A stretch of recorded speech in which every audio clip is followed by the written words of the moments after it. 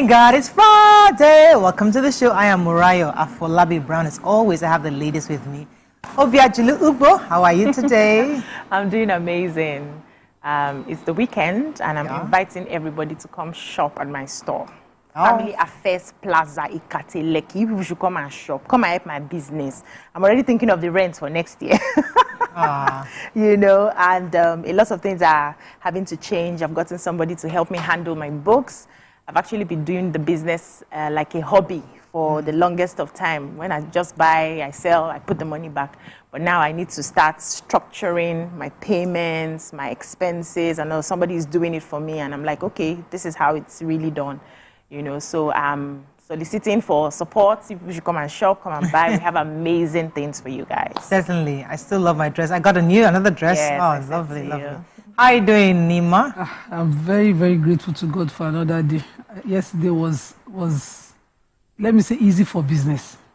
So the first phone call, a customer was upset about business, accused my staff of stealing from her. And so we had to play the cameras, we had to beg her, manage that. And I went back, and then NEPA decided to come and disconnect. I have applied for prepaid meters since June at that particular business. NEPA, the DISCO refused to deliver the meters, and yet decided to escalate bills. I get up to 40,000 estimated bills monthly. I'm not finding it funny in business. I left there to go and bag 10 kgs of rice, 10 whole bags into 10 kg. Wow. The machine decided to blow up. That's 100 bags. That's a lot of bags. 10 bags, you get 50, 10 kgs out of that. So that's a lot of that. I didn't find, as in, by the time I got into the house, it was past 9. And I must say shout out to my support system. Yolu, Olaolu, Kunle, and their wives, amazing support system for me. They made sure they were just helping through to make it easier. I can't do without these people. I'm grateful for them. So happy. So pass. All these days, we need to go and just do a small party for your support system. Just go and you, celebrate the Yolo and the crew. I tried to do them Yolo and crew. If I need a cartoon, a nice animation, Yolo and the crew. I should do a book about Yolo and the crew. They're amazing. Yolo and the crew. How are you doing, Mariam? I'm fine. How are the vultures? You haven't spoken about your vultures in a while. Well, interesting that you should talk about that, because that was why I was at the British Deputy High Commission yesterday. Yeah, I'm supposed to go there. Celebrate the birthday of the King. His Majesty, the King of England, and because he, his passion is the environment and conservation. So I was one of those who was invited. It was a nice affair. I loved it. I loved what I wore. I wore that Sephia's dress. And I got loads of attention. Compliments. I can imagine. Loads of compliments. And even I think because of my dress, I got like more invitations to other things. So it was lovely to be there and network. I was also invited, but guess where I didn't go? Why? I don't like going to events where I cannot eat comfortably. Hey, whoa. You know, when you go to an event, this kind of event, you have to just be... It's proper. You know, it's the king's birthday. Everybody has to look a certain way. You'll be standing. And you're just there and just being very nice. Everybody just... I'm like... And eat from your house now.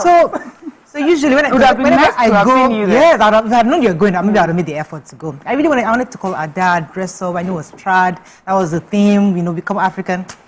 Well, if I'm going to wear this, I want to go and eat at the party. No, we're going to go because as you go to party, it's not. I'm not in the mood for this kind of funny party, but I'm so happy that you were there. I really wish I knew. I would have made the effort to be there. Fantastic. Okay, let's go on a quick break.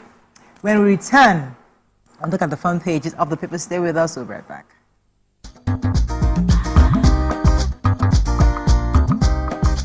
Stay tuned. Your View will be right back.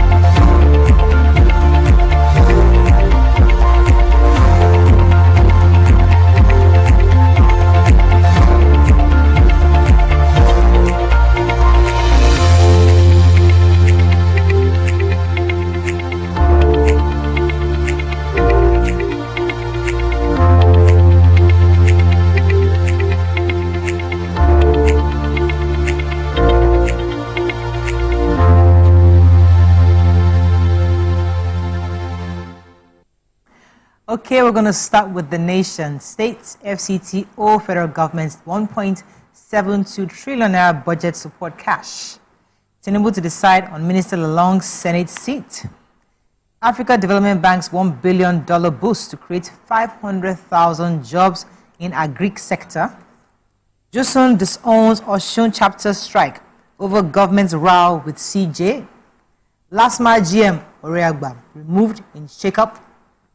PDP governors confident Lawal Muftang will get justice. Appeal court voids tribunal verdict sacking Sule. Okay, which story are we starting with? Major headline. Major headline. According to the Minister for Finance, Wale Edu, they would no longer be doing the BSF, the budget support funds for states. He said at yesterday's meeting that the states owe the federal government about 1.7 trillion naira, a total of that amount as outstanding liabilities on the budget support facility that government, the past administration gave to states across board. And they have to stop it at this time because now there's increase in the revenue that comes to the FAC now, and also the economic realities now cannot support them continuing it with it. So the Enugu State Deputy Governor who spoke to reporters said the minister had mentioned that each state owe about 50 billion each, as part of the funds that they have been owing. So this was discussed at the National Economic Council meeting yesterday, chaired by the Vice President. And they continue to look at all the alternatives where states can now generate their own funds. They opted to allocate a portion of funds from the federal account to settle some of these outstanding liabilities and bring closure to that program. I hope that the states will sit up. We were talking about states the other day and how they are spending large, big. They should be spending realistically, cutting coats according to size and power. Thanks. According to their clubs. Even yesterday, the vet I went for the small food that they gave us. I said, they are on a budget. They cannot be giving big food. Even parties, a whole 80th birthday and the death. That was small celebration. Didn't even do party. From church, carry your gun and go. Exactly. Everybody go. I was like, hey, we are all on a budget. Like we are celebrating life. So the National Economic Council on Thursday, that was yesterday, announced plans to at least to channel $1.52 billion donor funds into 36 special agro-industrial processing zones across the nation. And their aim is to create over 18.1 million jobs, including 100,000 farmers nationwide. They said the first phase had started already, which now runs in Kano, Kaduna, Kwara, Ogun, Oyo, Imo, Cross River State, as well as the FCT. And that will go up over $520 million, and is set to conclude by 2028. They said 26 states also have expressed interest in joining the phase 2 of the program, where they will be spending $1 billion funding from the Africa Development Bank, and other partners also will channel money into that. And the state will begin documentation for the second phase next year, 2024. So the Minister of Agriculture and Food Security, Abubakar Kyari, was the one who revealed this to House correspondents after the conclusion of the 137th National Economic Council meeting, which was presided by Vice President Kashim Shettima at the Aso Rock yesterday. And he said the funds were earlier pledges by the African Development Bank, Islamic Development Bank, and the International Fund for Agricultural Development. And they voted $1 billion to deliver in 24 states. And this is already going on. So it's a good one for people in the agricultural sector now that money is coming in to ensure that there are jobs that are provided for everyone. Also are going to be planning the processing so that, especially for states that have decided to pick up, I think Kano has keyed into producing a lot of tomatoes, and we know that there's usually a lot of wastage when it comes to perishable goods because they are not able to preserve it. So they are going to be focusing more on the preservation of tomatoes so that we don't waste a lot. It's a good one, yeah. Well done, government. Because sometimes, like when you're driving through Benue State, you know that a lot of oranges there. The wastage you just see is sad. We should have. So that's something we should look at. I have a story. So in Ogun State, they say the construction of bus stations for the takeoff of the compressed natural gas mass transit along the Lagos-Ibadan Express axis will begin very soon. They said the stations are to be sited in Mowe, Ibafo, Arepo, and Bega axis of the expressway. And the commissioner for transportation, Dairo Olubenga, was the one that was talking, he was at a program in Ogun State and was talking about it. He said the construction will commence in earnest as necessary implementation frameworks are being put in place. And then he urged people to support the state government by enabling the construction of the activity. I would like to quote what he said, because I was quite proud of it. He says, "I want to use this medium to plead to our people for their support, as this is another integral development geared towards easing the movement of people and goods in Ogun State, which will serve as respite to environmental pollution by reducing emissions and promoting a cleaner and safer environment in the state." I just love the level of conversations we're having now and what we're providing. So good transportation as well as keeping our environment clean and safer. The areas closest to Lagos, Arekbo and others. So I guess they was very strategic for that. Yeah. Okay, so the Judiciary Staff Union, JUSUN, has dissociated itself from the ongoing protests and strike by some members against the embattled Chief Judge, Justice Oyebola Ojo, suspended by Governor Adeleke. JUSUN leadership described the picketing by judicial workers as a means to settle political score. According to them, they said JUSUN is a responsible union, has never and would never take any perceived or real partisan position in all its activities with any individual or organization. Judiciary Staff Union of Nigeria has never directed or approved that any of its members should proceed on any protest or picketing in Osun State Judiciary or any other state to settle any perceived or real political scores. This is really important for them to come out to say that. Okay, The Punch. NNPCL ends fuel imports December 2024. Says projects 4.5 trillion naira revenue. That would be really good. Let me read that story. Federal government states plan 18 million agri jobs, $1.5 billion funds. Government to fish out prison warders aiding Boko Haram. Tinubu assents bill on local military equipment production. Ondo police arrest housemaid son over killing of boss.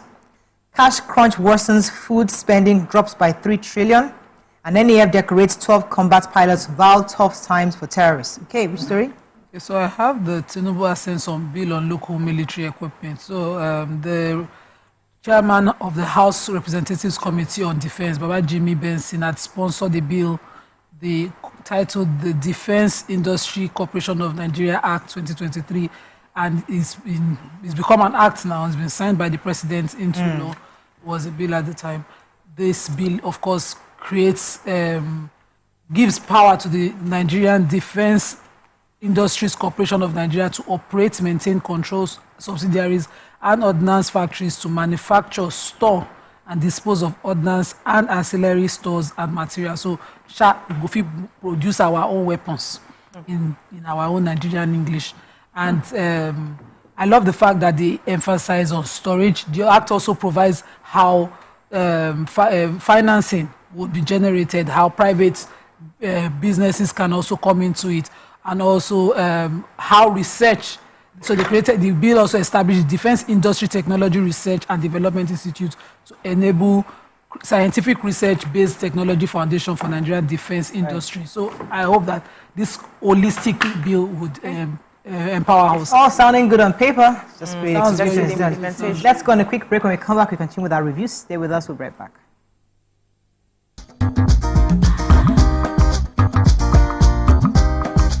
Stay tuned. Your View will be right back. Come closer. A little bit more. Perfect. I have exciting news for you. You asked for it and you got it.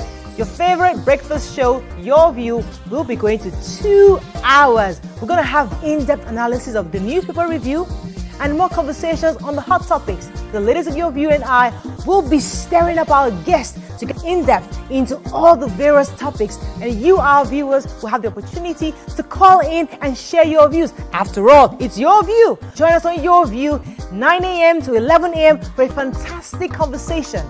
Don't miss it. It's not just where, but who wouldn't you want to work with? Yes, that's on that angle. So Leifa had a very, very interesting You wouldn't want to work with who? Not There's no disrespect. judgment. No, and I Oh, they'll respect, judge you I definitely, respect but we won't this judge certain you. type of people. But what I dislike so much is when they tend to come to work and then they pour all their Resentment from on home. you. Is it me that offended you? I'm not the one. I have no business. Man, just come and work with you, pay me at the end of the month, and let me go back to my house in peace and sleep. But when it comes to like divorced people, I cannot work with a divorcee. I can't see myself doing that. If I find out, if you can hide it or not, but if I find out, When they are nice divorcees. I would just What be. if they are nice? Okay, now it depends. If you are nice, cool. But if you are the type that you don't know how to keep your anger to yourself, you always pour it on somebody. Well, I'll just drop my resignation letter, no matter the amount you're paying me. So it's more passive-aggressive people. Yeah, I can't do it. I'm so sorry. Oh, definitely. And I cannot work with stingy people. See this one. Because you cannot be passing me in the morning, afternoon. I can say, oh, hi, yeah, I'm working. Oh, yeah, take 100 naira, You take can 10K, employ your sugar take daddy 15K. You don't have to be my considerate, sugar daddy or sugar mommy. See, the way you treat others is the way they will treat you outside. And if you cannot treat your workers well, they are not a good boss.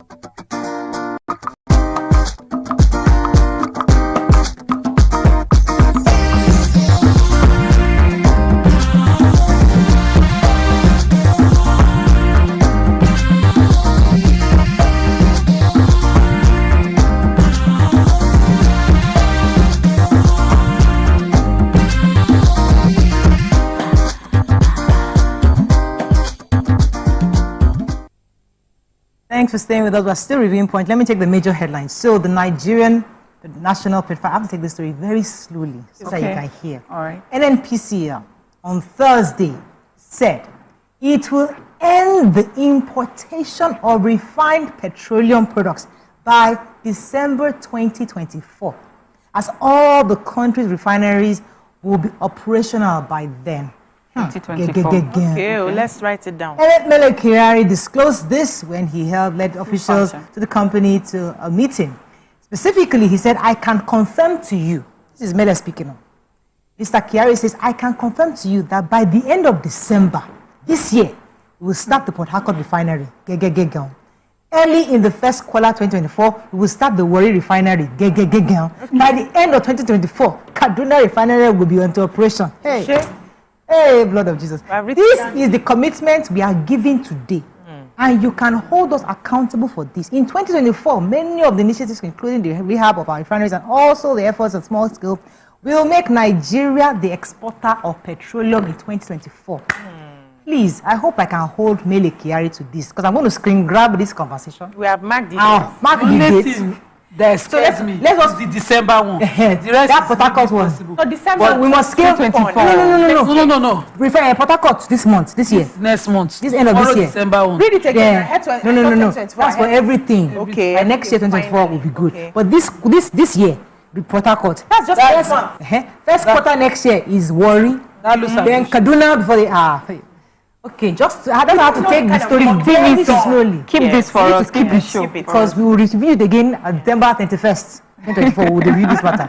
Go ahead, another story. Yes, I have the picture story. The Chief of Air Staff, Air Marshal Hassan Abubakar, has winged 12 new combat pilots from the Basic Flying Course 20 at the 403 Flying Training School in Kano.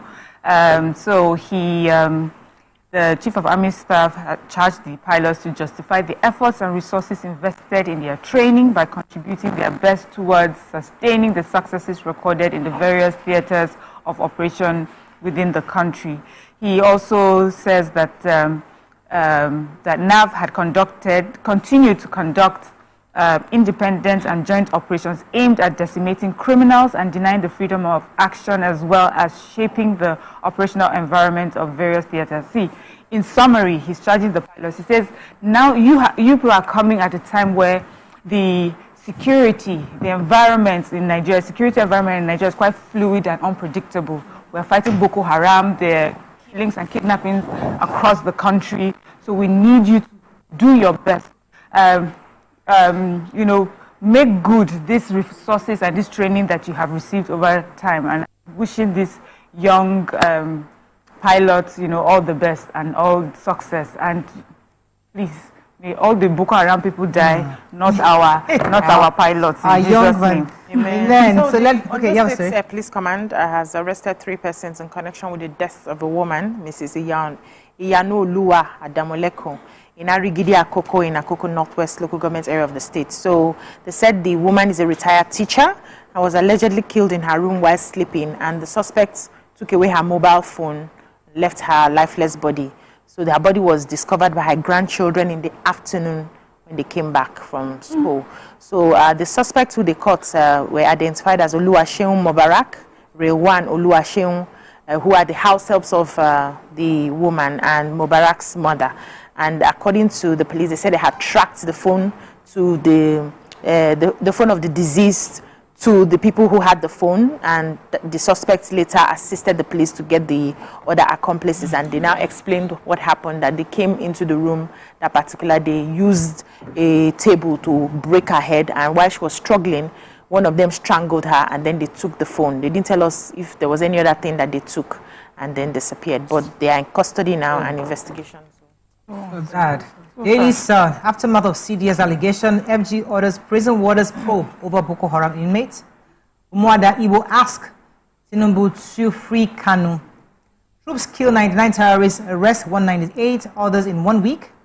Suspension of Nigeria by FATF sends wrong signals to investors, says Sislak. 4-year education roadmap underway, says Minister. FG to channel $1.5 billion donor funds into 36 pubs. And appeal court reverse sack of Nasarawa governor affirms Yahaya's victory in Gombe. And Rivers Assembly court threatens contempt order against Amewule and Mao. I have the major headline in the Sun again. And this time around, our darling Olubunmi Tunji-Ojo, the Minister for Interior, have reacted to what the Chief of Defense Staff said at the House of Reps appearance that he did, where he accused the staff of the prison's Nigerian Correctional Service of conniving with Boko Haram terrorists that were arrested and detained at the correctional services across the country, with assisting them to finance further attacks within the country. So they use their account to help them push funds, and they do a 50-50 sharing, according to the Chief of Defense Staff. And this, of course, immediately Tunji-Ojo reacted. He condemned the unpatriotic act and started an investigation immediately into this disturbing allegation across all the correctional services. And anybody found wanting, you can get yourself to blame for whatever your eyes see. But you know, the Chief of Defense Staff had said that it is very annoying the way this was done, where you know this person is being investigated for something like that, and rather do the patriotic thing of reporting to the agencies you partner because of money. Yeah, so let me add something little there. So they said that they cannot be everywhere. We as citizens need to take hold of our security by mentioning and reporting any suspicious activities around. Yeah, so they also need to find a way to begin to sensitize people, sensitize schools. They should start teaching this from schools, catch them young, so that you know that security, you must be alert, and whatever you notice that's not working well, you just make that report. Also, the minister has assured the public that they are on their way to turn the correctional services to proper reform places where reforms happen to match international standards, where inmates are totally rehabilitated. He said this is in line with the renewed hope agenda of President Bola Ahmed Tinubu, and this is the era of action, not just talk, where people would see results as soon as possible. I want to rely on his example he had already set with the immigrations, and hope things go well. Which other story? I was going to take Daily Sun. So our president, through the Minister of Education, Tahir Maman, disclosed yesterday at the 35th convocation ceremony of Yabatek that the federal government is proposing a 4-year roadmap for the nation's education sector as a way of addressing the numerous challenges facing the sector. He said a comprehensive 4-year strategic plan is underway, serving as a roadmap, and a crucial step in this direction was the National Stakeholders Workshop organized by the Federal Ministry of Education. The envisioned roadmap is poised to shape the future of education in our nation. I was hoping to get a breakdown of what the roadmap is, but there's a roadmap coming, so we're now waiting for what's the breakdown of the roadmap in future, and we'll continue to look out for that. Okay, moving on quickly now to Vanguard. NBS report families spent more as inflation persists. Northern elders express concern over conduct of judiciary. Oba of Benin suspend Duke, appoint elders in Uhogwa village.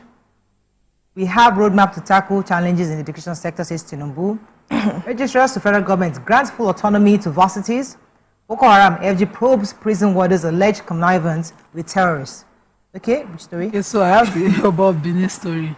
The Oba of Benin Omonobanedo Uko Apolopolo, the I love that. I like the way you just suspended. Are you feeling Well like done. Yes, you finish what? They are suspended the Enogi of Uhogwa village in Ovia Northeast local government area of Edo State.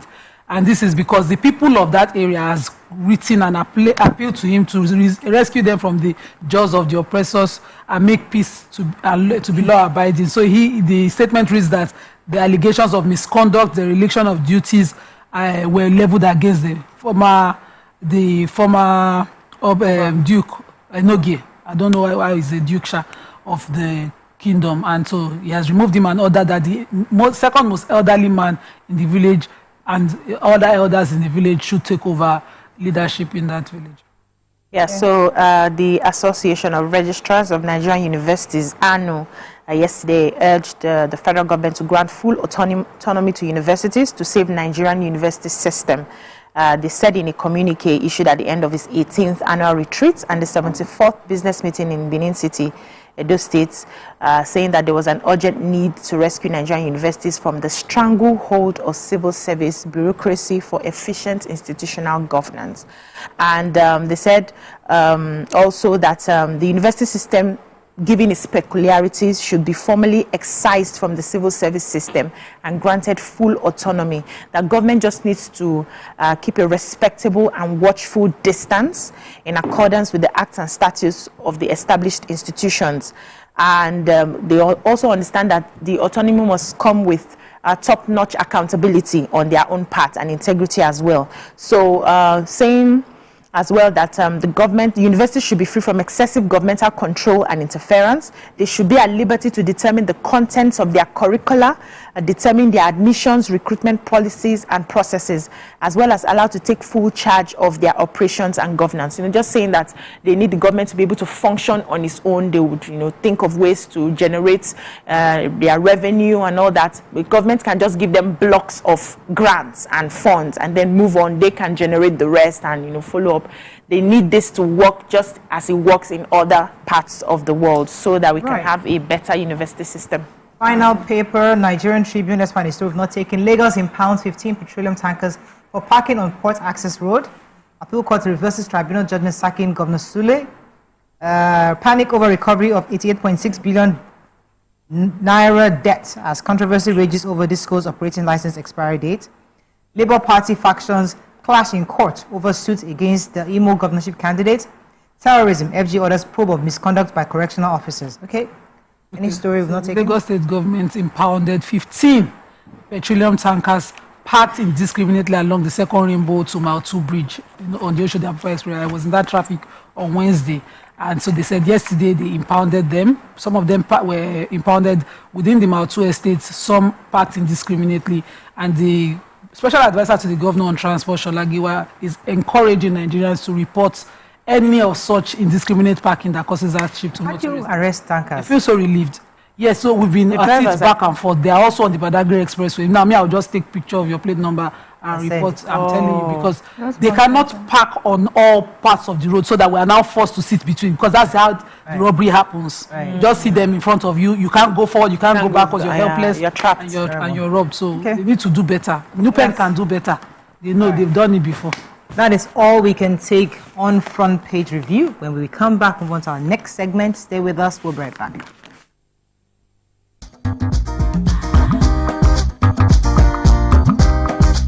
Stay tuned. Your View will be right back.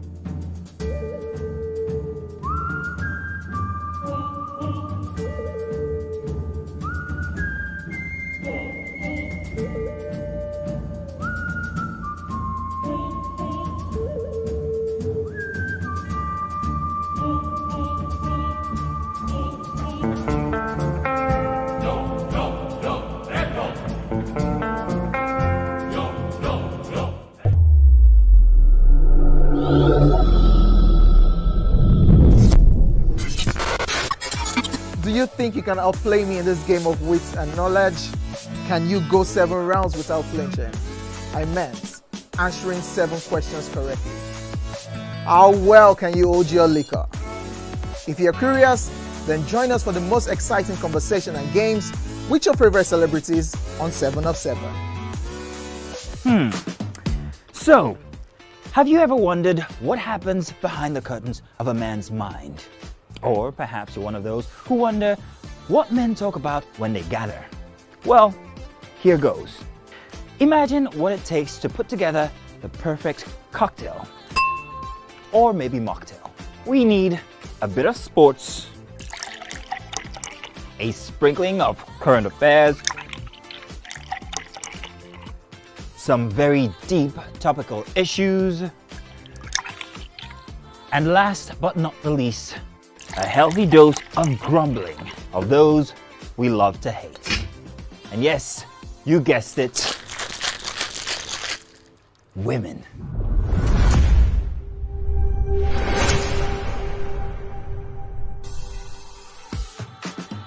So, if you catch the drift, then you're onto something. We will provide you with the right insights into most of your curiosities, right here within this beautiful cocktail we call the Black Table.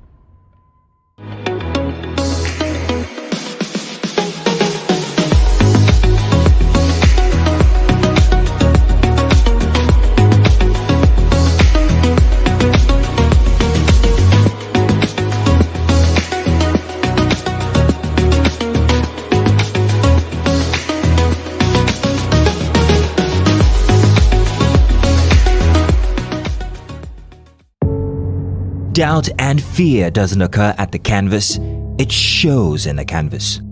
It shows the conation of raw earthen material slabbed, stroked and molded at a pace provided by the doubt and fear. Every move way in the struggle of one to the other, merging the past to the present, brushstrokes of colors seen but not known. For when the wailing stops, the pieces settle down in abject beauty erected for a century of a century. Speaking, advocating, protesting as the arts are meant to be. Ladies and gentlemen, we have Made Kuti in the view. It's still 7 of 7 and we've been doing a whole lot of protesting. The only thing that remains is just to carry placard. It's about 5 of 7 to be honest, because ask your question. I have so much to speak about once we finish. We'll not give you the time because it's 7 of 7. I will make the time now. He said he will not ask questions about science. No. Neuroplasticity. And based on... He asked a question that was subjective about high life. And he did not finalize his answer about a Kuti question where there are only 3 of us. Editor, scratch this part out. That could have possibly composed the music. Editor, scratch this part out.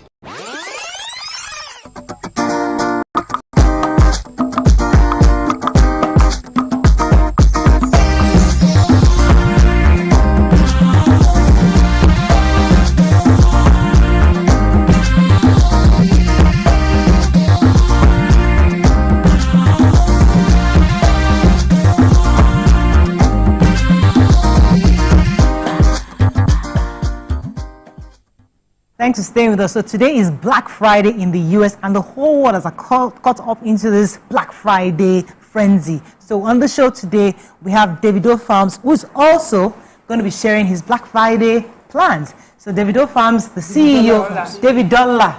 Let's say Davido. I don't apologize. David Dollar Farms. I sincerely apologize, sir. CEO and founder, David Dollar Farms Nigeria, Mr. Segun Alabi is here to tell us their plans for Black Friday. Welcome to the show. Thank you for Good to have you. Thank you for having me. So everybody's excited about Black Friday because everybody goes out today to shop, to get discounts and all that. But you're here today to share with us what David Dollar is doing and what Black Friday discounts are available for us. Yes. So tell us about David Dollar Farms first. All right, thank you. David Dollar is a pineapple farm estate management. You can also say a real estate farming. And what we specialize in is pineapple. We deal with pineapple. And the value chain in pineapple is enormous. You can't even number them. And today being Black Friday, in September when we were here and we tell people about what we want to roll out, that day within 2 days, the number was completed. And today, a lot of people were calling that, oh, what do you have for us for Black Friday? And I said, okay, no problem. We're going to roll out something for you. And today now, for the first 100 people that we kill in, they're going to enjoy 200,000 and some other benefits. Good, discount? It's a discount, not a cash. Discount. Yes. Okay. Oh, so, you know, pineapple is pineapple farming, I've heard, is such a tricky business or farming. Why did you decide to do pineapples? Thank you. That's a very good question. We've done so many agricultural practice. We've done cassava, we've done maize, we've done vegetables. And come to think of it, pineapple is so blessed that when you are into it, you will get the right thing. What do I mean by that? There's a fear in the heart of every farmer that when they produce something, they don't even know whether they're going to harvest it. Why? Because cow can get into that farm and hit everything. But in case of pineapple, cow doesn't hit it. And it's a very rugged plant that you know that yes. So the cow cannot enter into the farm and they want to eat it because of that pine. So it's a business that you can say, this is what I want to get, and you get what you said you want to get. So how can people benefit from the agricultural business? Because, you know, after the last time you came, I was having conversations with a few people and they were like, farming in Nigeria, anything can happen. Maybe tomorrow the government comes to say they want, you know, these parts of the land, change the policy. How do you ensure that people who buy into the pineapple farm are protected and their investments are protected? Okay, thank you. Now, what David Dollar does, when we want to get a land, we don't just buy random land, because land is a very sensitive thing in Nigeria, in this part of the world. And when you don't meet the right people or the right person when it's come to land, you can find yourself in trouble within a short period of time. We heard what happened in Ikota, in other places where their house been demolished. Now, coming to farming, when we want to get anything, we make sure that we reach the right source. If you check our website or our Instagram, you will see a lot of conversation even with the king. Because if you want to buy, for example, where we are in Nagoya, it's more than 1,000 hectares. Now, one family cannot own that. So if you are dealing with one family without the notice of the king, you are in trouble. Because one person from family can just sabotage everyone. But what they do in Nagoya that make me feel interest and love with them is because when you are buying land, king must know. In fact, the money to be shared within the community or within the family must be shared in the palace. So that every family, if you are not in Nigeria, call one of your family. Everything is being transparent. So there is nothing like, oh, tomorrow I wasn't aware. We've been at Go for more than 3 years. We've not had any single issue with anybody. So it's secure. So what if someone had an inheritance of hectares of land and decides, maybe I want to do this partner or want to partner with you, for instance? How does that work? Do you do that? Okay, yes, we do that. In fact, if you have 100 hectares, just reach out to us. And then the other question about the government, that government can come tomorrow and say this. You know that in Nigeria, pineapple is a tropical fruit. So it can only grow in a tropical rainforest. Okay. It can be grown everywhere. Land. So like in the northern part of Nigeria now, you can grow it. If you want to even do it in savannah, you will spend a whole lot. But in tropical, because that is what that fruit even symbolized, that tropical fruit. So it can only be grown in tropical rainforest. In fact, there are some governments that have already reaching out to us that they want to partner with us. So last month we had a meeting with one of the state governments in Nigeria, and then one of the things they said is they've even done that pineapple before, and there was no single pineapple on the land. Why? Because they don't know the nitty-gritty when it comes to pineapple farming. And we are hoping, because Nigeria, if we are putting all our focus on government, we just wait the eternity. But individual can come together and let us build our nation. Like, okay, today now before I come to the somebody sent a message from UK and said, please, we in the diaspora, because it's one of the people who listened to us last time that we came here, and said, please, we in the diaspora, please remember us. In fact, the man was saying, I actually want to come back home, but if I come back, what do I want to come back to? So he needs something to be built that when he comes back home, something will be coming. And this is where is watching you now. They want to understand exactly what the process is. So is it that you have the land is available, you plant for them, or you already planted hectares and you're going to assign and locate them for certain parts of the farm and then cultivate for them? How does it work? Okay, it's in two ways. But what we are selling today is already planted pineapples. Okay. So there's pineapple on it already. Okay. For those who came in the last time, some of them have even they are collecting their deed of assignment and all their documents already. And by first to second week of December, we're doing allocation. So we still have more. So if you key in now, you'll be part of people that the land will be allocated to by December. What's the value? Do you want to open to talk about? Now, we're selling for 1.5 million per plot. And then because we are black and we are doing Black Friday, that's why we're black. So instead of paying 500,000 naira, you are paying 1.5 million. You are paying 1.3 million for the black. Once the Black Friday ends, it jumps back to. In fact, by January, I can tell you for free, and note this: by January, the price is going to be doubled. Somebody called last time that when we came here, he said, "Oh, I listened to you 2021 when you came to TVC, and it pains me that I didn't join that time."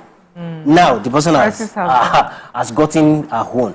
So this is opportunity, and apart from that, for the first 100 people that we key in, there's another special gift for them. Like what? Special gift for them. So that one we don't want to be saying everything here, but there's a special gift for the first 100. Yes. Special gift. I just want to ask about the sort of sustainability part of pineapple. Given the videos we're seeing diapers, we're seeing clothing, we're seeing cutlery. In what ways does this reflect on the pineapple? Okay, thank you. Now, pineapple is a wonderful fruit, wonderful plant. Do you know that a lot of people what they know about pineapple is just, let me do juice or smoothie. But with pineapple, you can make cloth. With pineapple, you can make shoe. With pineapple, you can make diaper. With pineapple, you can make disposable plastic. So it's a whole lot of things embedded in pineapple. So the value change is so big. For example, in the next 15 months, by God's grace, we are working towards setting up our own factory that will be producing concentrate, and that will be the first in the whole of West Africa. And as I'm talking to you here, we have 3 off-takers already. One of them is requesting for 300 metric tons of concentrate per month. Wow. That's a lot. So that is a whole lot. Making money in this country. That's a new business. That's a new business on it. And do you know what? In Nigeria, for example, our neighboring country, for like Cotonou, they produce and they bring pineapple to Nigeria. Yes, we buy theirs. Because we don't produce to the maximum capacity. We produce lesser than what we consume. So we have to depend on other countries so that we can augment what we are producing. We have our own. We have land. We also have variety. Let me tell you about variety. About variety. There's what they call Cotonou pineapple. That one, the right name is sugar loaf. That one that looks like a pendulum. Like very that one is very, very. In fact, that one is not even good for consumption. To consume it raw, it is not good. That one that we like. That one that you like. It's sugar, it's sweet. The more you are taking is something is going on in your system. Wow. But the best one, like the one on the screen, that one is called a smooth cayenne. Okay. That one that they call it bende pie. Some people call it bende pineapple. That's the best. The best of the best. The best of the best is MD2. We don't plant that one in this part of the world because it's double. The expense on that one is double this. So because of timing, I need to ask for payment plan options, and then now how long does your agreement end? What's the okay? We have payment plan. If you drop 500,000, the remaining payments can be spread into 3 months. Okay. So within 3 months, you finish your payments. Now, what comes to the people who are buying this thing from us? Yes. Now you get 36% of your capital for the next 5-10 years. Okay. Which means if we are calculating of 1.5 million, it means you'll be getting 540,000 naira every year. Just go and sleep. We do the work for you. Say amen. Yeah. So that is how for the next 5 to 10 years. For the next 5 to 10 years, and after that, because the value is increasing, so the value of your land is increasing. So by 50 years, you cannot be collecting 500,000 naira again. It means that it's going to be upward review of what you are getting. And for example, maybe every bush today, every urban area today was once a bush. Yes. Maybe in some years to this time, that place become an urban area. You can turn that place to a real estate. We have to wrap up, but thank you very much. Is there any phone number that they can reach you on that they want to get in contact? Okay, the number you can reach on is 0801 164 64307. Maybe I should say it again. Yes, please. 081 164 64307. And you can also reach to us on our Instagram at Davidola_farms. Thank you. Thank you so much. And once again, this is our sponsored segment. We are not investors or members of the Davidola Farms, but we appreciate that you've been here for this segment. Thank you so much. That's all we can take on this segment. When we come back, we want our hot topic of the day. Stay with us. We'll be right back.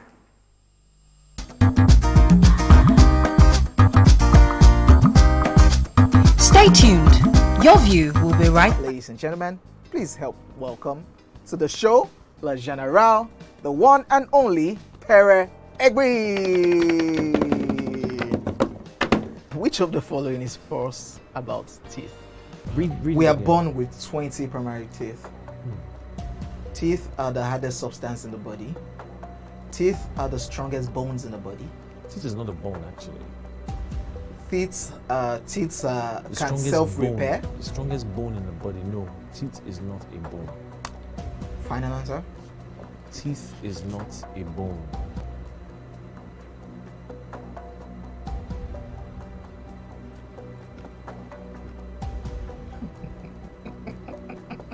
You know what came to my head now? That sound. Crickets. So, editor, you can put that cricket sound there. You can still put it down too.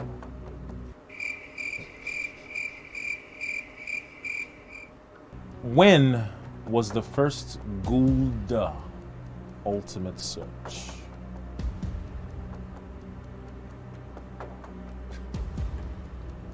Editor? Don't put any cricket sound.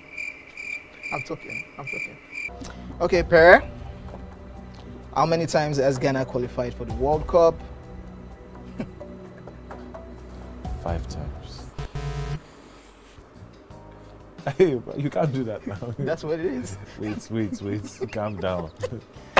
Why are you like this? This is your team. Small play now. They will not Somebody cannot play with you again. They will not be impressed though. The team that you're supporting. Ghana will be alright. Yeah, that's last. Charlie? Cheers, Charlie.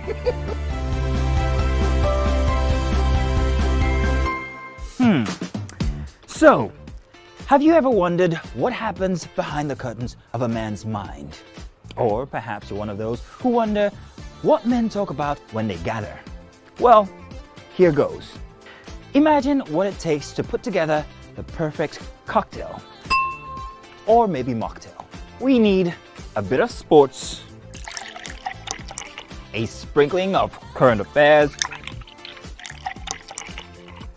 some very deep topical issues, and last but not the least, a healthy dose of grumbling of those we love to hate. And yes, you guessed it, women.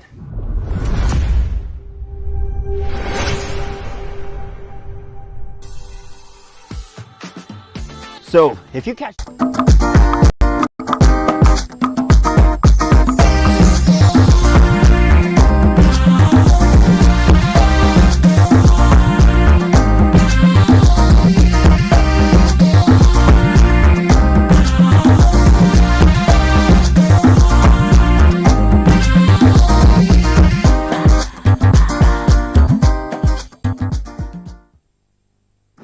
Thanks for staying with us. So on the 15th of November, Nigerian rapper Oladipupo Oladimeji, popularly known as Oladip's management, announced his death, stating that he had been battling with undisclosed issues for more than 2 years. Oladip's later shared a new proof that he's alive and healthy days after faking his own death. It was also later speculated online that he had faked his death to promote his latest album. In addition to that, we've seen various stories on social media of different people who have used the online tool to fake an ailment in order to get public sympathy of donations or support, financial support for them. And this trend is quite disturbing, and many just feel it's worth to have a conversation about it because it goes beyond the moral of it, or the immorality of it, or even the ethics of social media engagement. These are conversations we need to have. What can you or can't you do on social media? Where do you draw the line between what is right and what is your freedom to do, or your freedom of expression? You can call us on the conversation 081-0764-1679, 09024-16440, and you can tweet to us at TVC Connect. Please hashtag YourViewTVC so we can read your tweets. All right, so in the last few weeks, we've seen these kinds of stories of somebody trying to, mastermind all sorts of ailments to get public sympathy. In this particular story with Oladip, is the extreme. He went way too far, where he faked his death. We don't know if he faked his death himself, or if it was his management that orchestrated it. We're not even sure yet of the details. But bottom line is that after they had publicized his death, the very next day, I think the album was dropped, and then people started reposting about the album, trying to purchase his album. And the moment he came out to say, "I'm alive," people stopped buying, because even Peter Doce's son, Yul Edochie, came out to say, now that he is alive, people have stopped buying his album. What are your thoughts on this? Let's even start with the issue of this using death, social media, to get sympathy and attention. When I heard it, I said, while we were here mourning Mohbad and the circumstances of his death and how to make sure that going forward policies are put in place to protect talent, somebody was thinking, look at the attention Mohbad is getting in his, now that he's passed, and I'm going to use it for my album. We really do have different kinds of people. And whether it was himself or his management is the same thing, because I do not think that his management will go ahead to do something without his, without him, signing off on it. It's sad how far that some things are no longer sacred. That things we have no respect for ourselves or people around us. Nothing. Everything is on the table. Everything is business. Everything is clout. Everything is content. For heaven's sake. Anyways, I hope that now when we talk about regulating social media, we understand that these are the topics we're talking about. These are the issues where someone can come out to fake their death. Yeah. I'm sure there's a law against it if this were to be done, maybe newspapers or on TV, that you would come out, fake your death, and then come back after a while and say, hey, I'm alive. I do mistake. Is there hey. In the law? So there's a trend now. In fact, this one is trending from the male disabled torn female makeup artist to the transgender guy who faked his own kidney failure in the hospital. He faked it. Okay. It's okay. That one go and do BBA. Bomb. He now do it finish. Apparently, part of the recovery process is that something will block his urine. There's a procedure that they will use to open that urine. But before that was done, he started doing videos where he was in excruciating pain, saying he has not urinated in 3 days. His friends would do the videos deliberately. We didn't know. All of us in the house were thinking, hey, this boy are using hand to buy trouble. We're pitying for him. And then, boy got girl. I really don't know where to stand now. So, Isha, do that one, finish. Then, later, we didn't know that a procedure was done by the hospital to ensure that he started urinating and he had started. He left the story unattended. Then, during that 3 days period he was waiting, there was where they were helping him to take out waste from his system. He took those videos as well. So the machines plugged in. Yes, he will leave the problem online, he will not tell the solution part. So the hospital later did a joint where they said nothing is wrong with him, we did a perfect job for him, everything had been done for him. So he decided to go looking for hospitals where he can continue the guys, and by that time, all the people of his kind are abroad because they have money. They open GoFundMe. They fund it very well. You know, that was when the person that started the GoFundMe and the doctors started to do their own videos and say, why are you trying to defraud people? Now money is on ground. We don't know where we go because till now he has not come out to say he's fine, he's not fine. His family members are not even proud to be a part. Maybe they say he's already peeing. That's what she said. Hey! So, but he let the story as Miriam said. Then we now get to this one now that did the height of it. Yes. Someone saying died. So the next one will be, I mean, heaven. Come and see me. So everything is on the table now. There's no way. We don't draw the lines anymore. Not at all. Everything, all the blurry lines have been removed and everything's up for grabs. Everybody's just crazy. Your thoughts on this? This is where the government needs to sit tight. When you don't have, human beings naturally don't know how to self-regulate, and that's why we have laws and regulations to help guide people, shape people, so that the place does not become a banana island. If you allow human beings, whatever comes into their head, they will do, like we're seeing. Okay, this is the best way to get attention, let me do it. Oh, does it mean that I have to die first and pretend that I'm dead? Just to get this attention, let me do it. I've not been selling. What do? Do I go naked and start twerking so that people will come to my shop? Let me do it. There are no more rules because the government isn't. So we know that we have a lot of problems, and the government is trying to say, okay, how do we give these people good roads? How do we give these people quality education? How do we give these people? But the people are evolving faster than the government is thinking. While the government is trying to even still help us solve the basics, we have moved from basics to madness, and so the government needs to step into that madness and help us. What I expect after he now came out to do a video is that first of all they will pick him up, they will pick up his management. Who announced that this boy was dead? Let them stay in panty and be explaining whose idea it was. That's how a proactive government will nip this in the bud. The one that says he's not pissing and allow people to be doing GoFundMe, they will pick him up from the hospital. They will first of all chain him there. And he will explain why he decided to tell that lie to get the public sympathy. And two, we're always in a hurry to throw money at problems. Why are we rushing to send money? There are people schooling in Abuja. I took it which day?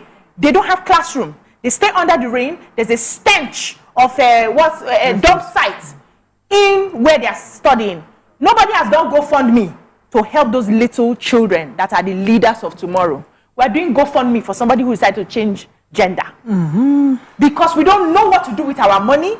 We don't know how to get our priorities right. Everybody needs to take responsibility for this. You see, when you mentioned that government is a step, I was thinking to myself, government again? Because I remember this government tried to regulate social media during the Lai Mohammed's time. Oh my goodness.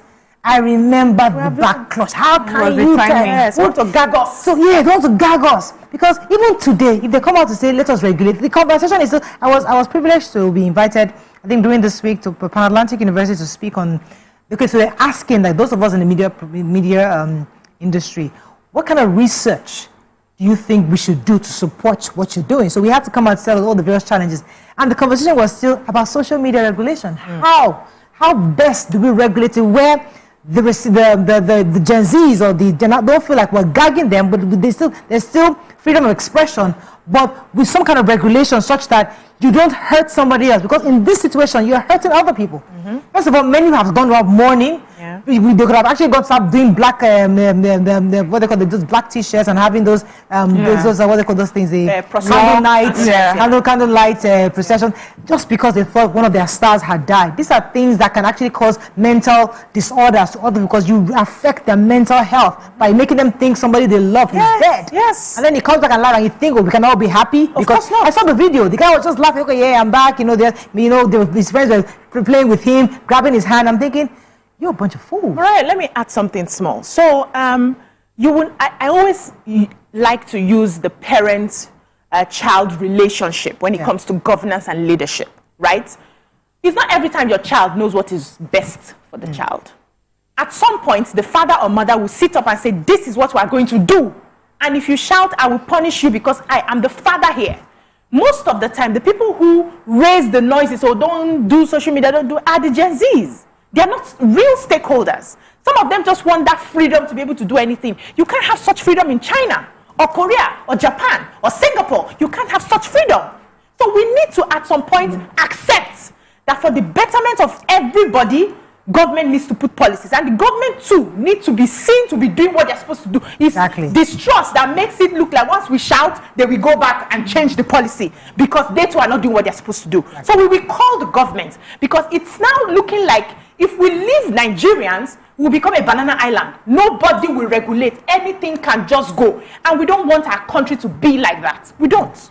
So the social media has been a huge helpful tool in the hands of Nigerians. In fact, in change of government in 2015, we used Twitter, we used social media a lot. And a lot of us have decided that this powerful tool must not go. Where you send an SMS or an email to a bank about a failed transaction, they won't answer you. Just tweet it. Then they will come to the comment section and answer your question. You'll be asking this, we don't have light. You go there, they come there. So we cannot just, brand it like that. We must also bring in the good, but regulation is the only way to retain sanity. I agree. Yeah.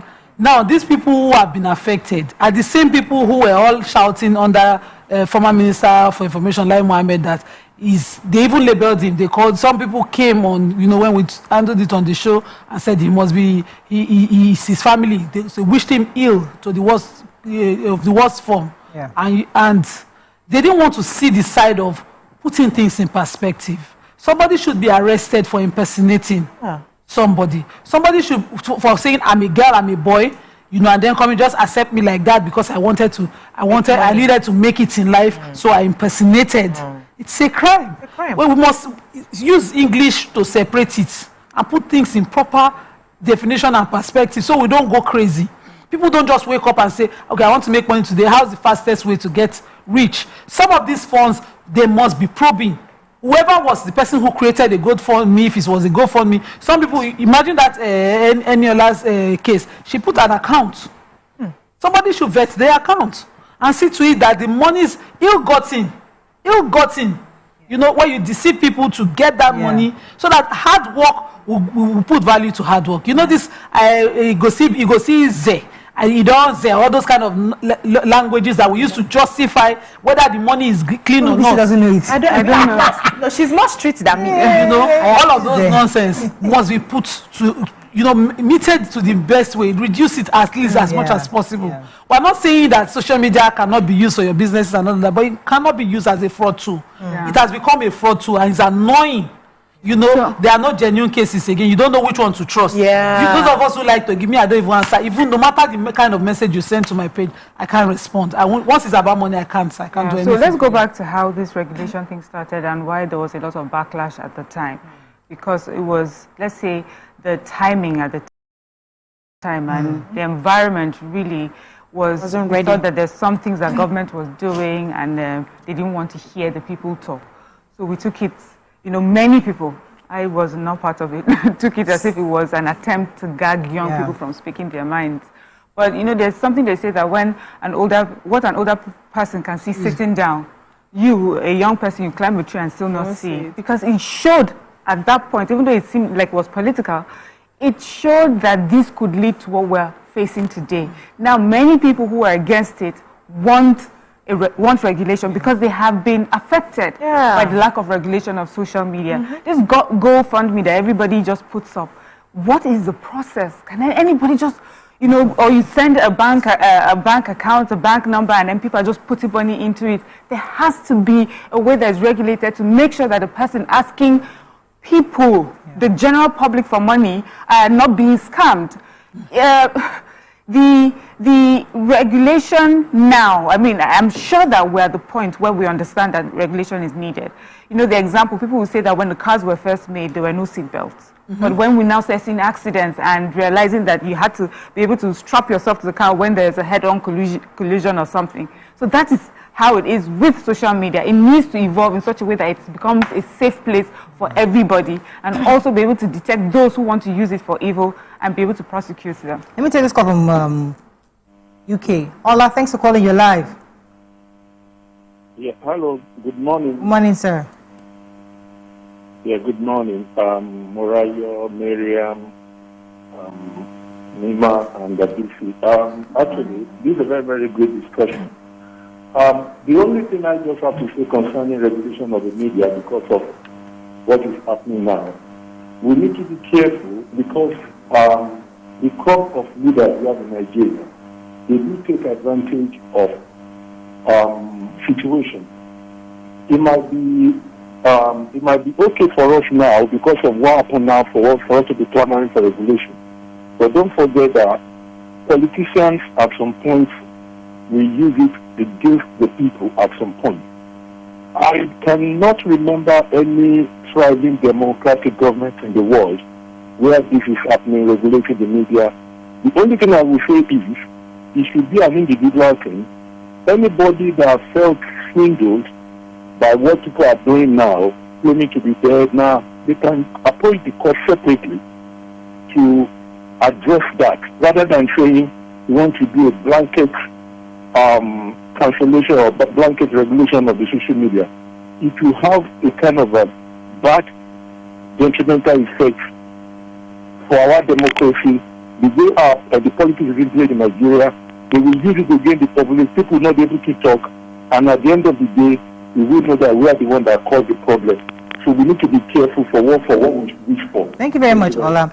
Yes. Yeah. I think a lot of people are also mistaking the word regulation for cancellation. Yeah. So regulation means that people are going to sit down and they'll bring in issue by issue and discuss it, what is healthy for Nigerians and what is not. So it's not a total cancellation. It's all stakeholders will be involved. And it's a global conversation. It's not just Nigeria. You know, abroad you have issues of catfishing. You have different people are creating fake accounts to swindle people, to collect money, So it's not a Nigerian problem. These things is being spoken about on a global scale because every country is finding a way to regulate within its own borders.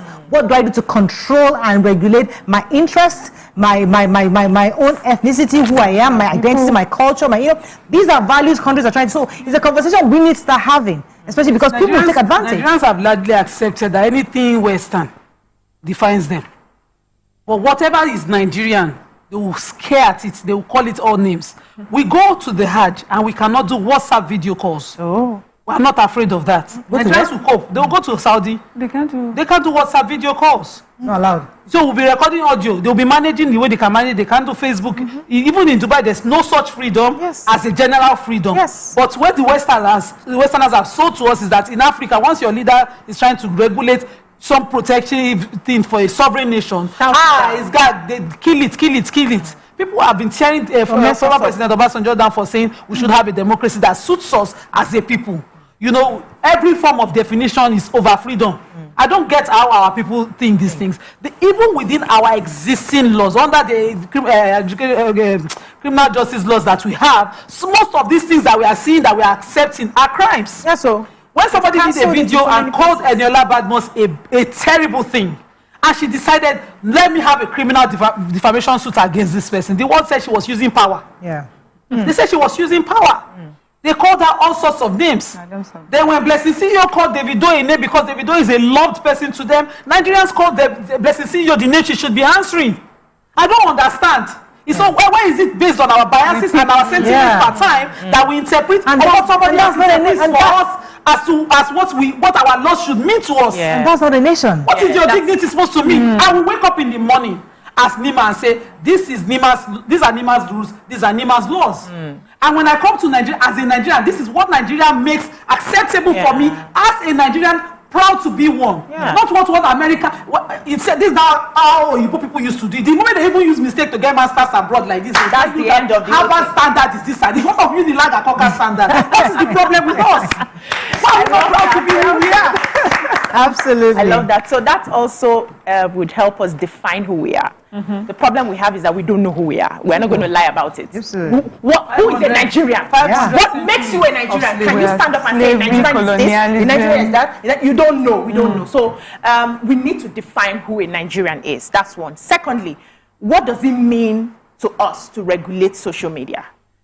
It means everything that must be posted must be true and must be verifiable. It's as simple as that. Nobody's saying shut down businesses. Nobody's saying don't use all the social media platforms anymore to dance or do whatever it is. But whatever must be posted must be true and verifiable. And when it is not, when it fails to cross that metric, you will be dealt with by the government. It's obvious that most of us cannot regulate ourselves anymore. So we need help from higher authorities. We need help from the laws of the land. Now, when we're talking about raising our children, we also must educate them that whatever you must post must be true and must be verifiable, or else the law will come after you. It has to start from somewhere. So while we are talking to our people and talking to our children and trying to regulate ourselves, we have seen that most people don't care. Most people don't even know who they are. Most people seek validation from social media. They don't have a self-identity. They don't have a self-esteem. It's the likes and the follows that moves them to do whatever they are doing. Government needs to take hold of that and help us in that regard. Let me take Cass. Good morning, Cass. You're live. Good morning, Cass. Go ahead, please. Yes. Basically, start from your discussion. What I just wanted to say, I've been trying to get in touch is about Miriam. I want you to please put Miriam in your TV adverts. I mean, TVC break, when you're on break. I've seen others like Uti, I've seen you, but I've never seen Miriam. I didn't get that. I didn't get that. I'm sorry. We didn't hear you very well in the studio, but hopefully our producers heard you. I mean, this is a very. I think this conversation is moving to the issue of identity, because the truth is that we as a people must understand that this country is all we have. I mean, sometimes I wonder how people are so confident in posting certain things, and when I go to their page, I realize, oh, this doesn't live in Nigeria, because they feel like I can just post anything, I can dump anything, they'll be all right. But for those of us who live here, we must understand we have a responsibility, not just to ourselves, to our neighbors. It is totally irresponsible for you to wake up that morning and say, we are going to fake your death. So that people can buy your album. For you to even think that you should be in panty. Somebody said that earlier. Yes, I know. Somebody, for me, in itself, it's insanity. It's criminal. It's insanity in itself. It's insanity. So it doesn't make any sense. Yeah. So because to the extreme, because even in Lagos State, I know that it's illegal for you to do attempted suicide. Yes, you can if you go to jail. That thing, they will arrest you. Yes, for trying to take your own life. Exactly. It's a crime in Lagos State. Yeah. So this in itself should be a crime. If you had said that you're dead, maybe we should just help you to make it maybe the dream come true once and for all, so that we can easily mourn in peace. Psychiatric evaluation. Because the truth is that it is totally wrong and completely wrong. Yeah. But it now takes us to the issue of societal decadence. How do we bring ourselves up from this? Because it's not only government. I don't like us to just focus on government. Is the easiest person to blame. Yeah. So you started with how we perceive ourselves. So today, on my way to work, listening to the radio, You know how you read some of the news mentions and then the comments you get from people. Oh, this country is just a banana republic. Oh, this country is just a jungle. Oh, you know, they will say what they have to say. And it's something that maybe has been said or even misunderstood or misinterpreted. But they end everything with, this country is a jungle, it's a banana republic. I feel that we've gotten to a point where Nigerians feel, if you put Nigeria, you have to put banana republic or something negative beside it. Even sometimes, even when the thing is positive, but because the person didn't understand it, they have put Nigeria as a bad, you know, as a bad thing. We need to start looking at our country differently. We're not saying that this country does not have its problems or its issues. There are so many. You know that we talk about this every day, but there are so many good things also happening daily amongst us, you know, in our neighborhoods, in communities. We can highlight those. And because those things are happening in our country, they're happening because Nigerians are good people. So when you talk about, when you hear something, try and look at it beyond, you know, face value, beyond, let's slap a negative connotation on Nigeria. Let's see what we have done to contribute to that bad situation and how we can make it better. So that will now also be our identity. The way Americans love America.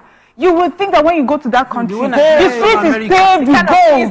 Like, you know, you think it's Hollywood where you go. And then now see people lying on the streets. Many people without homes. You know, shelters everywhere. Shelters are filled. Hunger, we see a lot of that in America. But when Americans come to talk about their country and their flag, you'll be like, this is the best thing to ever happen to the world. So we need to get to that point where we recognize that this is the only country we have, and we're good people, and so our country is a good country. Thank you. We have a lot of clapping moments. Let me take this call. Ose, you're live. Hello. Good morning. Go ahead, please. Please, I just have a question to ask. Yes. Because people always talk about regulating social media. In Nigeria, does it mean we don't have a law against raising false alarm? Law against raising false alarm? Does it mean there is no law in Nigeria against raising false alarm? Because what that guy did is a false alarm. So does it need to regulate social media for such people to get punishment? We have laws. There should be. That's just my question. Does it mean we don't have law against such things in Nigeria? Apart from regulating social media. Well, in America, they don't regulate social media, but we can't raise such a false alarm. It's something that we can always find out. How is America? Please, sorry, darling. In America, they don't regulate social media. How is America? Where your children can go to school and somebody will just pop up the gun and shoot everybody. How do we want to be America? We don't. We should know who we are and decide to create who we want to be. We should start with self-love. Recently, I stopped talking to a friend because she finally moved abroad, and anytime she called was one lamentation of Nigeria to another. Nigeria is this, it's not happening here. It's not. I said, but I'm here, and I'm making it here, and I'm doing well here, and there are a lot of other people who are doing well here. No, I don't know, Nigeria is just, so at some point I said, please, can you stop having this conversation? You are draining my energy. We enter the taxis, and taxi man is complaining, everybody's heaping curses on the country, and you want the land to bless you. It can't bless you. What you cause can never bless you. So we need to re-engineer our minds. The issues we think we're having here, they're having it worse in other places. The day I went to New York, I saw all of them. Everybody was begging. Most of the people were sleeping, like she just said, under the small tents. Nothing. People were still complaining in the land of your dreams, your land of plenty, or however they call it. If you don't stay in the system, you will not know. And they too went through a process. America is over 200 years old. We're just 60-something. So we should be patient with ourselves. Okay, so taking us to that level, because I like where this conversation is going. Aside from what we started with, let's move it to the identity problem, the democracy that works for us. You know, we started the conversation with the former president Obasanjo, who was saying that we need to customize and, you know, what's the word? Try to curate our own democracy that works for us. And many went against it because sometimes you just said we don't want to be Americans, we don't want to be British, we don't want to be Indians, we want to be Nigerians. Yeah. And how do we still function in a country that can still uphold the tenets of democracy, yet imbibe the value of the culture, heritage, and who we are? What can we do to marry these things where there's a handshake between our culture, our belief system, and democracy and the belief in and the human rights of people? I mean, that's really the foundation of democracy, where everybody has a right, has a voice. in governance. So what do you think? I mean, let me come back to you, Nima, because I know we're discussing it sometime this week already on this issue of the customized democracy, as I like to say it. Of course, we can have what suits us. We can have something that captures our ways, that, you know, captures our system. One of the things that colonialism did was look at the system that works and upset it. Upset it so bad that it will be confusing for you to think it was possible to redo it. So our traditional schools have been demonized. Our traditional ways have been demonized, and we are upholding it because of the kind of education we get. We'll tell ourselves it cannot work again. Wait, Nima, you're going too fast. Calm down. This is that what you said is very powerful. Let us take it step by step. Because of the kind of education we get. Because if we got native education or proper education, we would respect. We know who we are. We know who we are. But because of the education, we're still going to unpack that. I'm not sure if Mariam agrees, but we have to, because of the Western education we have, it has helped us to water down our essence. We are the ones who are continuing the watering down. We have been told and we have believed and conditioned that our own is lesser, it's not suitable, it's not workable and cannot be practical. But the Chinese own, that nobody had the chance in the world to go and scatter, is working for them. The form of education they get is speaking in their own language. And an average Nigerian, I deliberately watered down the perfect English I was raised to speak small Nigerianness as much as I can find it. And that's the starting point. Don't say it's not, if it's not this, it can be this. It can be anything you make it to be. Nigerian can decide today and say, okay, this will be our formal one. And all schools will start to accept it. Let's start to grow that. And before you know it, little by little, it will become the standard for all of us. But because every day we look at it, it seems equilibrium, Abi, is that the English? To think that we can have a local language and write in it. So we all speak English, so let's just continue to speak English. Nobody wants to accept the terrorism that colonialism brought. 500 years of slavery, of traveling our people, destroying whatever history we had. And so we'll let's just continue to speak. Let me take a call. John has been holding. George, good morning, George. Thanks for calling. You're live. Good morning. I'm George, not John. George, go ahead, please. I heard you. Yes. What Aladdin did is a reflection of Nigerian society. Right. It's very condemnable and regrettable. Yeah. Are you with me, Moriah? Yes. Yes. Yes. Yes. Mariam, you have said it all. Nima, you have said it all. BC, you have said it all. But I need that young man to be arrested. Nigeria is not a banana republic. It's not. Stop crying out loud. Please, let's get things straight. That young man must be arrested. This was how digital robbery and stealing started. And nothing was done until it ate deep into our youth brain. Now, this young man must be arrested. Amen. Thank you very much, George. We're going to say something. I thought, Okay, so earlier, you were talking about, I agree with you where, the kind of education we have, which is really basically Western education. And so we have watered down our own essence and who we are and what our values are. We have been taught that who we are is less than what we have been colonized by. But here we are today. Do you understand? We cannot go back. We can only go forward. So and that means that we have to marry both. We pick what is good from what we've learned from the Western world, and then we pick what is good here. Because we can't sit down here and say that there's some of our traditional rules and some of our traditional beliefs that were not injurious to women and children and, and societies at large. And we know what Western education, medicine, has brought us. So, and also democracy has brought us, So we will just take what's good from there, remembering who we are. So now where we are now is about putting those two together. Let's not throw everything out. I was taking a course with Praise recently, and was reminding us about the systems, because the only way we can really fix Nigeria, our identity, is if we create the right system. So, for example, if the system that produced the king is a system that is sacred and is not diluted, I would trust the king that, okay, you are the anointed one. Not because a politician installed you or somebody just like you're the richest person and you made you king.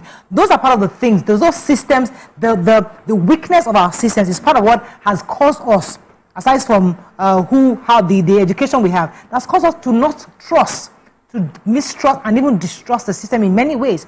So the truth is that if we had, for example, just give one example of many, if the person who became Oba actually went through the traditional rites and it was picked and introduced the person and now comes to say, this is the rule, this is the law, we believe him. But if it was, for example, somebody that nobody wanted, when he speaks, let me give you one good example. As democratic as Great Britain is, they have a monarchy of centuries. And their democracy the democracy is around that monarchy, you know. So they understand their culture and what is valuable to them, and they build their democracy around it. And so that's what I would like for us to do. Colonize ourselves. So I don't even know why we're even copying them. It's British. I'll be Britain that colonized us. Parliamentary system of government was what they were doing. We decided to change our own and changed it in a nonsense way that we don't even know what we're doing. Because America is like, let me take this call. Good morning, Olufemi. Hello, good morning, Olufemi, I believe, from the UK. You're live. Go ahead, please. Good morning to all the guests. Good morning. Morning, sir. I just want to say you guys made my day. Thank you, sir. I'm so happy that you are speaking my mind. This program is for my wife. She normally watch all your program. But I key into virtually everything that you guys have said this morning. You made my day. I don't know, I can't be mentioning the names. You guys are. May God just bless. Thank you, sir. Amen. Thank you very much. Now, what the government needs to do, we don't need to learn English. The government must be able to learn, study in our own language. There was this, what was it, Professor Oluwole of blessed memory. She's dead now. Yeah. We have this notion that the Hausa Fulani are not brilliant until they started teaching them in their own language. And all those guys came out with first class, all A's, because they taught them in their language. Okay? I went to New York in June. It's not a bed of roses. I live in UK. It's not a bed of roses. There are people that struggle. I work in Ireland. A lot of people are struggling. Their own people. We must be able to recreate the Nigeria of our story. It's not going to be a perfect society. You guys have just nailed it. I don't want to waste the time of other callers. Thank you very much, Mr. Olufemi. God bless you. Appreciate you. Thank you. Yeah, so I like the angle Nima took us to, and she has forgotten that the day we talked about teaching in our own language on this table, the division we had on which language should represent was a problem. So we also need to sort out our divisiveness. We are not very united. We are not a collective people. We need to work on that, and we need to change our mindset. There's nothing wrong if I sit back and in my state, they decide to pick one language to represent the state, for instance, or in a region, they decide to pick one of the dialects to represent the region. What is obtainable everywhere is that everybody will come to an agreement. Okay, it doesn't mean this is more superior. It just means they have weighed so and so, and when it comes to linguistics, this should represent this, and everybody will be okay with that. But in Nigeria, we're not like that. Why did they not pick Asaba dialect? Why is it Onichugbo that they are picking? Why is it Iseluku that they are picking? That's how we are. We also need to sort that. In being who we are, in having integrity in ourselves, we must learn to accommodate. We must learn to sometimes sacrifice for the greater good. We must learn to think in those directions if we need to go forward. I particularly will love children to be taught in our local languages. We have stories that are lost in English because there are no indigenous writers, there are no indigenous interpreters. When I was growing up, my grandmother would gather us in the evenings and be telling us stories of different things that happened in our culture. I can't remember most of the stories now. The only person who can remember is likely my father, But right now, I'm not with him where I can get some of these stories. If my father goes now as the head of that clan, our stories are gone. Yeah. The stories of Umoji in Asabaland is gone forever. Except, of course, now he's still alive. I quickly go and document it and maybe write a book or something, which is money. Yeah. My sister, you use your phone. Start with your phone. You know, so we need to preserve as much as we can our culture, especially the aspects of our culture that has worked. And sometimes they say, these people showed us some of our cultures. We're killing twins. We were burning people in their own place. They were doing a lot of burning witches in their own place. Witches we come with knowledge. They minimize that for the public. All this gayism and all those things has been in their culture. Read their history. They have brought it here now. We are buying it. We are embracing it because we don't know who we are. Let me go on a quick break. When we come back, we continue this conversation. Stay with us. We'll be right back.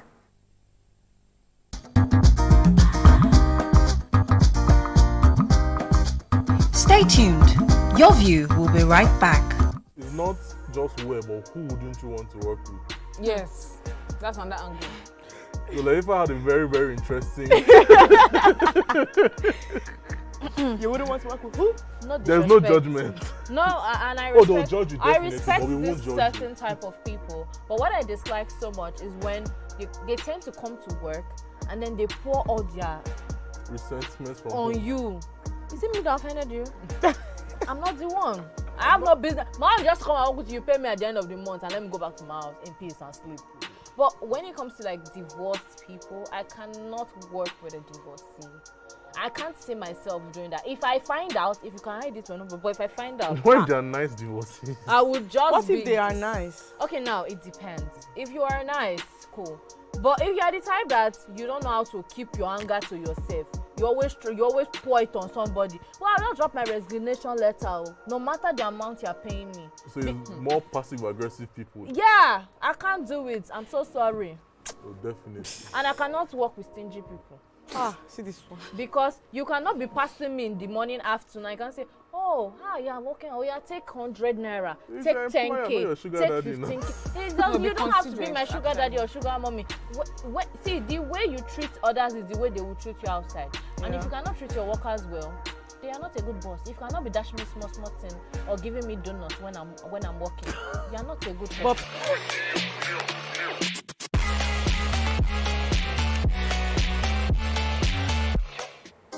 Come closer. A little bit more. Perfect. I have exciting news for you. You asked for it and you got it. Your favorite breakfast show, Your View, will be going to 2 hours. We're going to have in-depth analysis of the newspaper review and more conversations on the hot topics. The ladies of Your View and I will be stirring up our guests to get in-depth into all the various topics, and you, our viewers, will have the opportunity to call in and share your views. After all, it's Your View. Join us on Your View, 9 a.m. to 11 a.m. for a fantastic conversation. Don't miss it. Ladies and gentlemen, please help welcome to the show, La General, the one and only Pere Egbe. Which of the following is false about teeth? We are born with 20 primary teeth. Teeth are the hardest substance in the body. Teeth are the strongest bones in the body. Teeth is not a bone, actually. Teeth can self-repair. The strongest bone in the body, no. Teeth is not a bone. Final answer? Teeth is not a bone.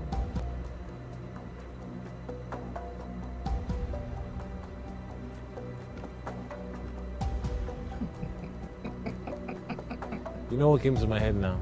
That sound. Crickets.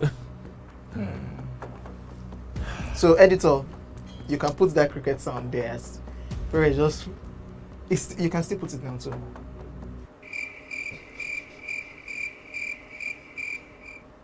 When was the first Gulda ultimate search?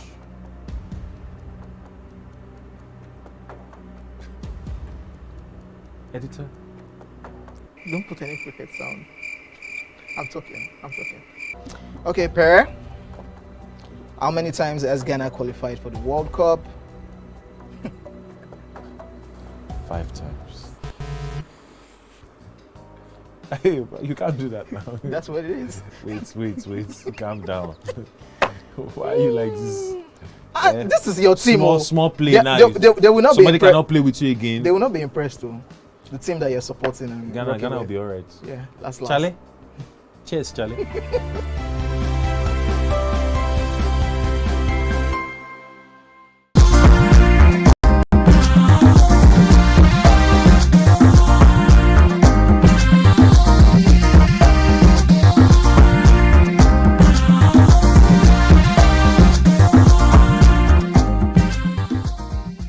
Thanks for staying with us. We're still discussing this identity, Nigerian identity. And I was going to tell BC earlier that don't be upset with your friend. Usually when Nigerians travel abroad, especially when they are hit with the reality of living in a new country, the real challenges, they try to justify the reason why I'm here by constantly putting down Nigeria, because that's the only way they can make themselves feel good that, you know what, okay, I made the right decision. You know, so but many people who travel abroad, those who believe in who they are, don't talk down on Nigeria. They believe in Nigeria, but they are here because I have migrated to have a better life for my family, and I want to learn something. I want to learn the skills and probably go back home 20 years later on to those Nigerians are different from the Nigerians who are just trying to they're just they're just there to escape. And they're different. Yeah, but just to add to that is that there's also it's also a period, you know. There's a like when you even visit, you're awed by all the positives where you've gone to. So there's also a stage where right now all the negatives they've experienced, they're seeing the opposite in positive. Eventually you start hearing things like identity, where there's some places that they go to, they can't sit at a table because of who they are. Then they now start understanding, oh, even with my issues there, at least I'm a person. I am known. I'm not just I'm not just those black people, those Nigerians, you know. When you go home and you call my name, they can follow you to my street, the number of my street. So house. Allow her that period and she will adjust eventually. But I was going to respond, you know, when we were talking earlier about the different languages and how we should teach indigenous languages. True, I like that. That would be fantastic.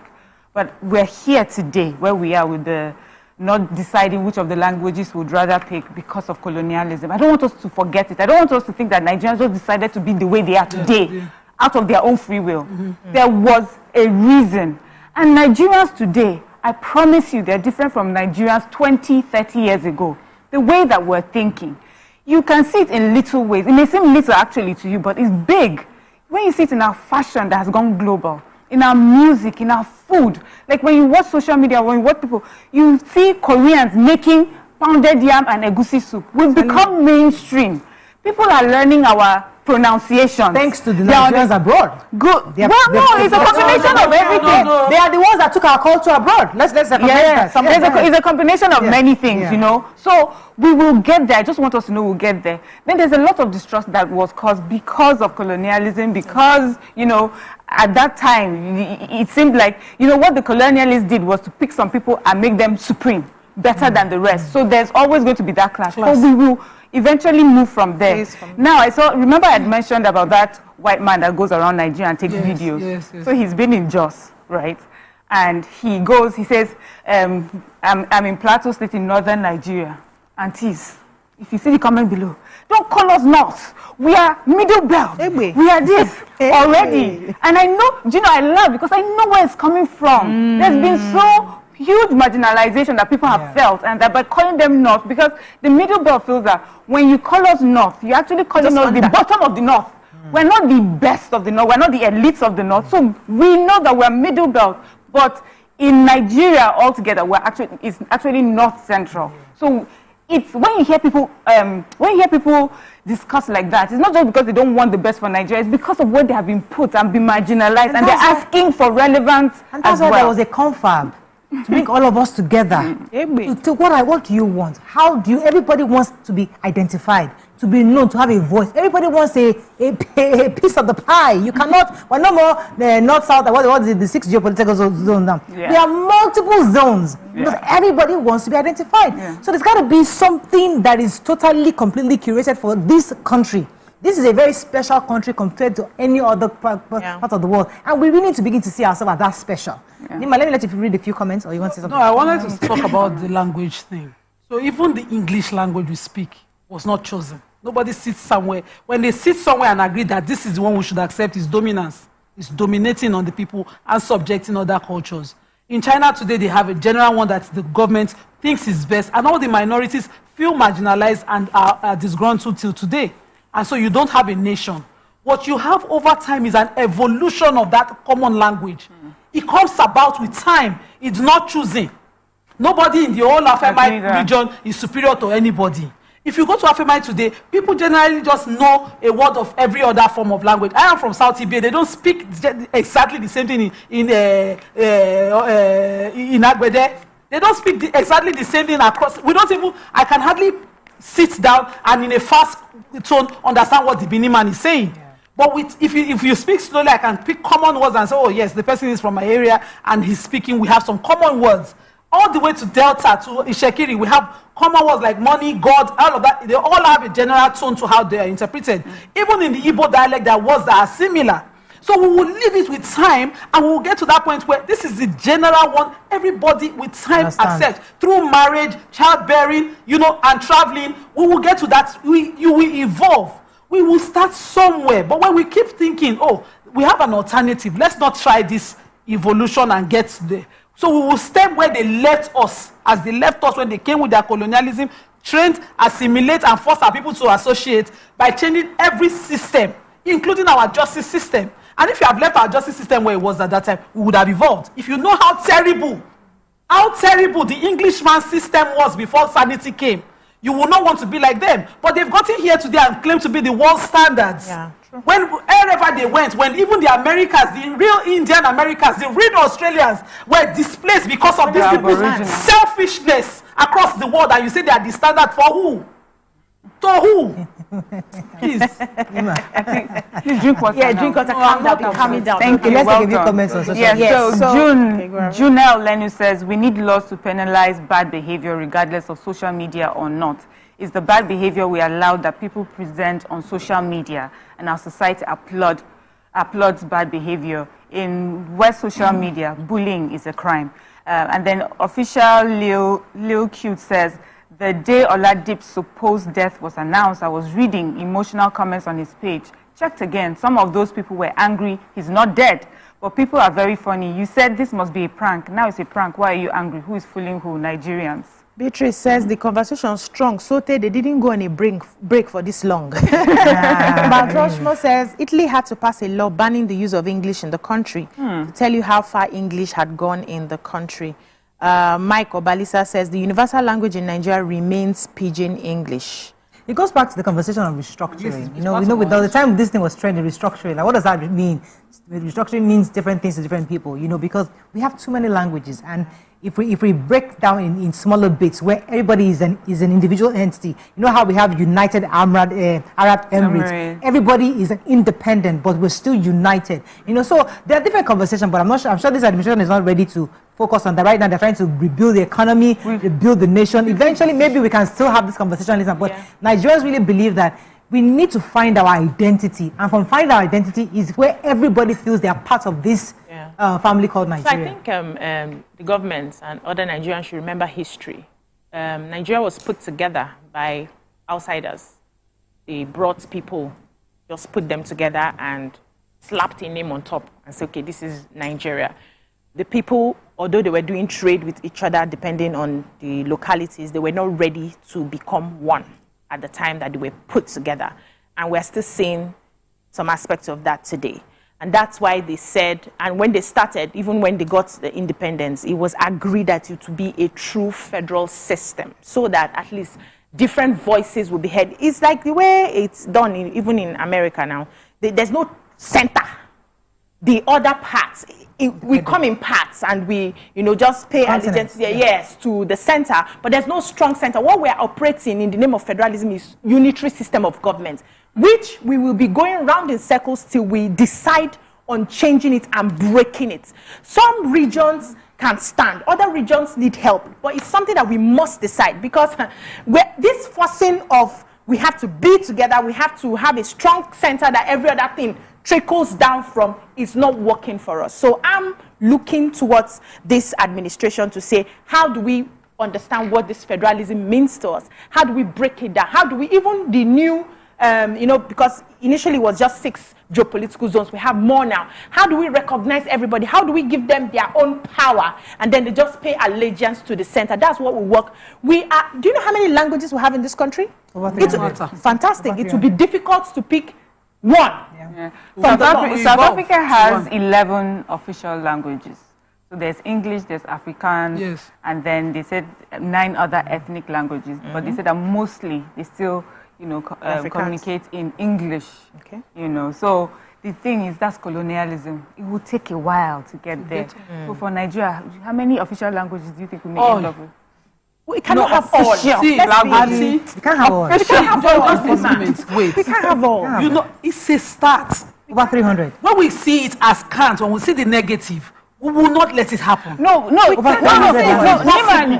not let it happen. How many languages are fully taught now in our schools? How many? Okay, Nima, understand this. Okay, Nima, that's the point. Nima, understand this. It's not just about learning. I said what I said, not because I know that I mean it that way. What I'm saying is, don't tell me this one should not go. This should not. This should not. Don't tell me not. Yes. Don't tell me my identity should not. That's the beginning. Don't tell me my identity should not. What I said to my neighbors, you speak Yoruba in your house. My kids, yes, we're Hausa, but can you speak Yoruba to them? When Gofran used to stay with my northern neighbors, can you speak Hausa when you speak to her? Thank you very much. Just speak a local language with her. And so she was able to speak local language. The other one could speak Yoruba. There's a reason to it. I will try and speak as much Auchi. Whatever Nigerian language we speak, wherever we stay, let us be able to speak it. I am not representing I speak it. Community. So that's the point. That's the point I'm making. Okay. I'm not saying that all 300 languages must be officially taught. Okay, fine. I'm saying teach what you know to your child and let it be legal for you. So we're saying the same thing. It sounds like we're saying the same thing. Okay. So the question I had asked was the official languages. So I hear what you're saying. It's important. We should teach our ethnic languages in our homes. That's fine in our homes. Now, official languages, what it implies is there will be governance now. How many languages in governance? How many languages will be used in governance?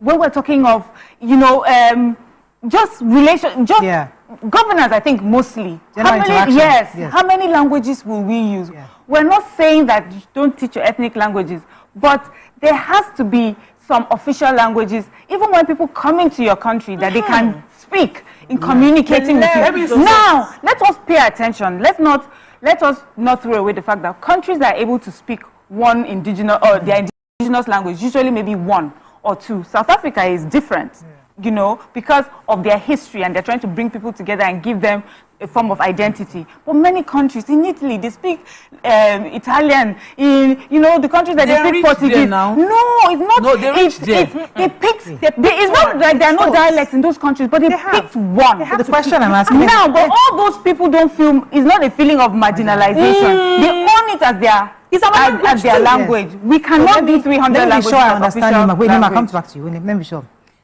You are married. You're from Middle Belt. Let me not say you're North. You're from Middle Belt. I'm fine. Your husband is from a different. Tope is Yoruba. She's married to Edo. South. Now, in the house, they're already confused which language to teach a child. Let's imagine they're both teaching their children Yoruba and Edo.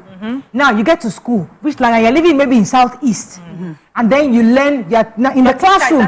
In the classroom, there are people from different parts of Nigeria, not just Yoruba. So, which language, therefore, would they communicate? Language of the region. So Southeast. No, but that's why I said all 300. Within that Southeast, but there are still multiple languages within that Southeast. So which one do we pick? No problem at all.